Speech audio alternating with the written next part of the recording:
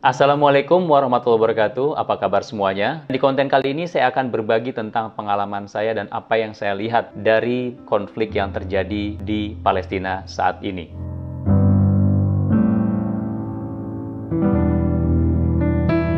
Sebagai orang yang pernah berkunjung langsung ke Gaza Palestina sekitar tahun 2009 saat itu dalam suasana perang Gaza di mana jatuh korban jiwa saat itu hingga 1.400 orang terutama dari kalangan warga Palestina, tentunya saya tidak bisa tinggal diam untuk tidak mengomentari peristiwa yang saat ini terjadi di Palestina, di tepi barat maupun di Gaza. Detail mengenai peristiwa itu tentunya sudah banyak diangkat oleh berbagai media, termasuk sejarahnya. Dan kita semua sepakat, terutama Indonesia sepakat, bahwa ini adalah sebuah bentuk kolonialisme. Itulah kenapa posisi Indonesia selalu tegas bahwa Indonesia menentang pendudukan Israel di Palestina dan mendesak Israel untuk mengikuti keputusan Dewan Keamanan PBB. Tapi terlepas dari masalah politik bilateral maupun politik kawasan dan juga politik internasional di PBB, itu sesuatu yang menurut saya sebagai orang biasa, sesuatu yang di luar kemampuan saya dan tentunya sebagian besar teman-teman yang menonton konten ini. Jadi baiklah kita fokus saja pada apa yang bisa kita lakukan untuk warga Palestina. Ada 3 hal yang bisa kita lakukan. Yang pertama adalah kita terus mengirimkan doa, dan yang kedua adalah terus mengangkat isu ini sehingga tidak ada generasi yang lupa bahwa ada PR bersama yang belum diselesaikan. Dan yang ketiga adalah bagi teman-teman yang memiliki kelapangan rezeki dapat memberikan support dalam bentuk bantuan kemanusiaan melalui donasi ke berbagai lembaga yang sudah terverifikasi dan sudah berpengalaman mengirimkan bantuan ke Gaza maupun ke tepi barat. Tentunya dalam bentuk bantuan kemanusiaan. Karena hanya dengan bantuan kemanusiaan itulah maka penderitaan yang dialami oleh warga Palestina itu juga akan dapat kita ringankan. Paling tidak mereka tidak lagi kesulitan untuk masalah dasar, sandang, pangan. Bantuan kemanusiaan itu bisa berupa makanan, obat-obatan, bantuan kesehatan, pendidikan. Dengan bantuan kemanusiaan itu, warga Palestina dapat bertahan di sana secara sehat, secara normal, secara wajar, sehingga mereka dapat tetap mempertahankan tanah kelahiran mereka, yaitu Palestina.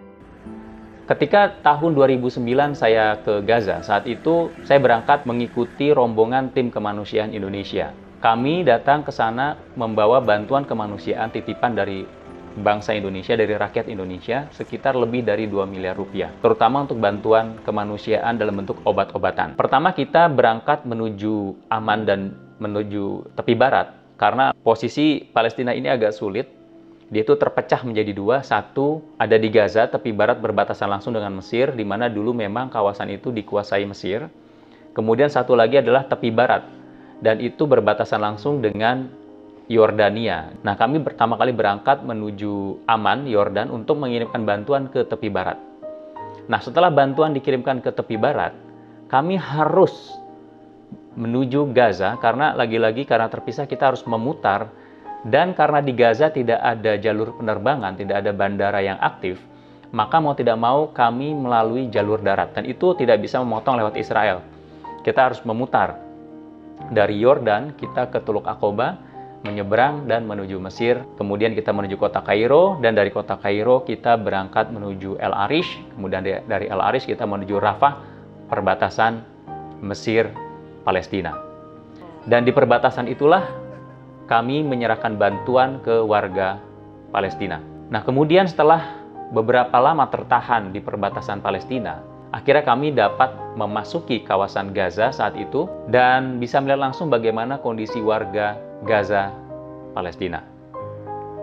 Situasi di sana tidak mudah teman-teman, karena sebetulnya walaupun de facto tidak ada lagi pendudukan Israel, sejak tahun 2005 pasukan Israel ditarik mundur dari Gaza, tapi kenyataannya kehidupan di Gaza itu seperti halnya di tepi barat, itu masih dikontrol dan dikendalikan oleh Israel. Bagaimana? Pertama, mata uang yang beredar di sana adalah shekel. Shekel itu adalah mata uang Israel. Kemudian gas, suplai gas juga datang dari Israel. Kemudian listrik juga dipasok oleh Israel. Air juga. Jadi banyak sekali kebutuhan-kebutuhan dasar yang dibutuhkan oleh warga Palestina itu sebetulnya dikendalikan dan dikuasai oleh Israel. Jadi sebetulnya tanda kutip sangat mudah buat Israel itu untuk menyulitkan kehidupan warga Palestina, dan itu terjadi setiap harinya. Ketika saya di dalam kota Gaza selama sekitar 8 hari, saya tidak pernah sekalipun merasakan adanya air panas atau air hangat untuk bersih-bersih ya.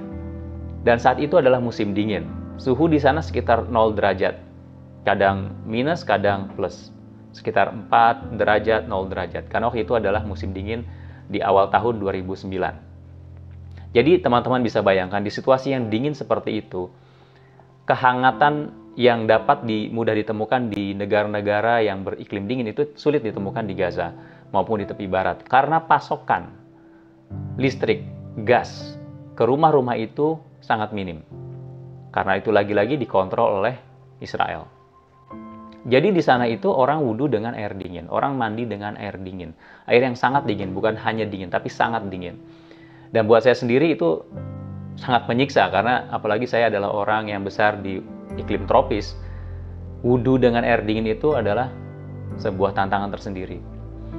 Dan ketika saya berada di Gaza, warga Gaza itu sangat ramah sekali terhadap orang Indonesia. Bahkan ketika saya pertama kali datang masuk perbatasan Gaza dari Mesir, yang saya dapati pertama kali adalah seorang supir taksi yang sangat ramah sekali pada saya. Dia memiliki anak 8 orang.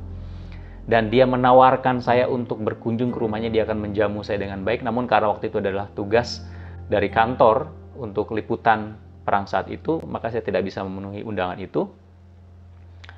Dan dia yang awalnya, ya mungkin supir taksi tembak ya, tidak pakai argo. Ketika saya datang pertama kali saya sendirian, berapa? Dia bilang $100.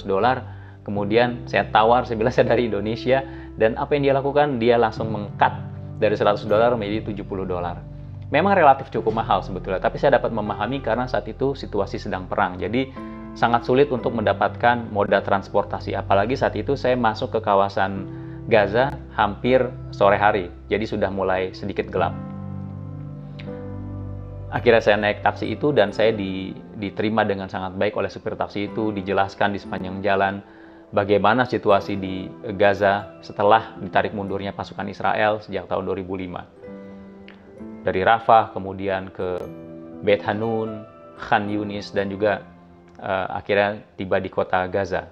Kota Gaza cenderung lebih utara, jadi tidak jauh dari Beit Hanun dan Beit Lahia. Dan di kota Gaza itulah saya melihat bagaimana banyak sekali gedung-gedung yang porak-poranda saat itu, termasuk rumah sakit juga dalam kondisi yang tidak ideal, karena memang serangan pun beberapa di antaranya juga tidak jauh dari kawasan rumah sakit. Nah, di tengah situasi yang seperti itu, warga Gaza tidak menyerah sama sekali. Mereka bahkan langsung buka toko begitu sudah ada gencatan senjata. Mereka akhirnya aktivitas perdagangan berjalan seperti normal, toko-toko buka, termasuk para petani juga mulai memanen hasil cocok tanam mereka dan menjualnya di pasar. Walaupun harga meningkat pesat hingga 3 kali lipat saat itu. Nah, yang perlu kita ketahui bahwa Gaza ini adalah kota yang sangat kecil sekali.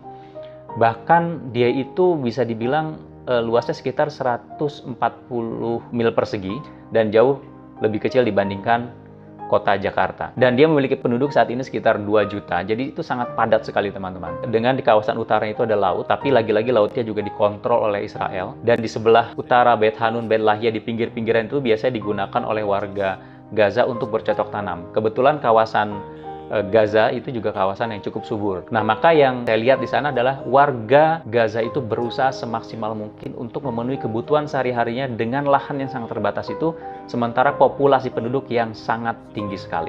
Dan itu dialami mereka tidak hanya sehari 2 hari, tapi berpuluh-puluh tahun, terutama sejak tahun 48 dan kemudian juga tahun 67. Jadi misalnya mereka ingin menangkap ikan, maka mereka kadang-kadang ditembaki oleh pasukan Israel. Dan saya mendengar sendiri dan saya melihat sendiri bagaimana terdapat laporan ada 6 warga Palestina yang sedang melaut, tertembak 6 orang saat itu. Saya berada di sana. Karena situasi itu tentu tidak mudah untuk hidup secara normal dan wajar di Gaza. Kemudian untuk bercocok tanam, kenapa hanya di daerah perbatasan pinggiran saja? Karena sniper itu berada di sekitar perbatasan Israel-Gaza. Jadi kalau kita tinggal berdekatan dengan perbatasan Israel, tentunya itu adalah dapat mengancam jiwa warga Gaza sendiri. Jadi akhirnya buffer zone itu sekitar beberapa ratus meter hingga beberapa kilometer itu digunakan oleh warga untuk bercocok tanam. Bahkan di Jabalia, saya berkunjung ke sebuah desa yang hancur total sama sekali.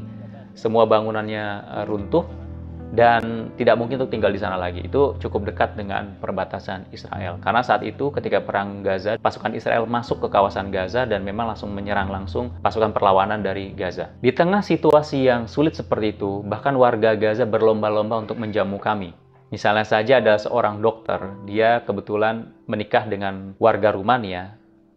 Satu waktu dia belajar di Rumania dan menjadi dokter di sana dan menikah dengan warga Rumania yang sebetulnya beliau itu bisa tinggal di Rumania dengan nyaman karena dia adalah orang yang pintar dan karirnya juga bagus sebagai dokter di Rumania, dan dia menikah dengan seorang Rumania. Bisa sangat mudah sekali bagi dia untuk tinggal di Rumania. Tapi yang dia lakukan adalah dia memilih untuk kembali ke Gaza. Saya tanya saat itu, karena saat itu kami diundang jamuan makan di rumahnya. Kamu kan udah hidup enak di Rumania bersama istri kamu. Kenapa kamu mau pulang ke Gaza? Kan di Gaza situasinya tidak mudah, sulit seperti ini. Jawaban dia simpel saja. Saya memilih tinggal di Gaza karena saya tidak ingin tanah saya diambil oleh Israel.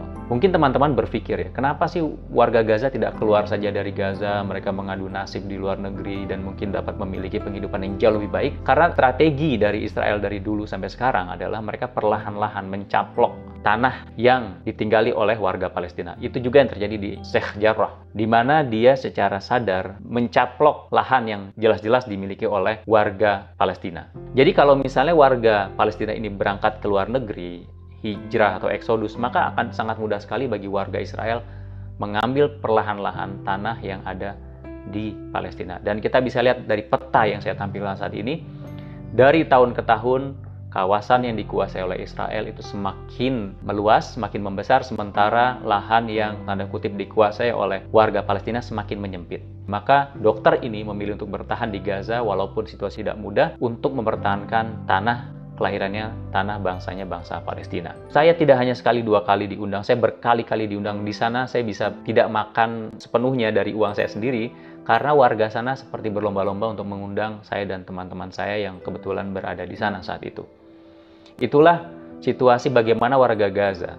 Di tengah kesulitan hidup mereka, mereka masih tetap berusaha untuk membantu kita orang Indonesia yang mereka tahu orang Indonesia selalu mendukung kemerdekaan Palestina. Jadi sekali lagi saya ingatkan teman-teman untuk terus mendukung kemerdekaan Palestina. Politik internasional, politik luar negeri itu kita serahkan pada ahlinya, tapi kita dapat membantu tiga hal tadi. Pertama, terus mengirimkan doa untuk yang terbaik bagi warga Palestina. Yang kedua, tetap mengangkat isu ini, jangan sampai isu ini luput dari pantauan kita sehingga banyak generasi yang tidak tahu mengenai ini, karena ini adalah sejarah yang tidak mungkin kita lupakan. Ini adalah penjajahan di era modern. Dan yang terakhir, bagi teman-teman yang memiliki kelapangan rezeki, teman-teman dapat terus mengirimkan bantuan kemanusiaan yang nantinya dapat diterjemahkan dalam bentuk makanan atau pangan, atau juga bantuan medis, atau juga bantuan untuk pembiayaan rumah sakit dan pendidikan yang ada di Gaza, Palestina maupun di tepi barat. Semoga konten ini bermanfaat untuk teman-teman semua. Akhir kata, wassalamualaikum warahmatullahi wabarakatuh.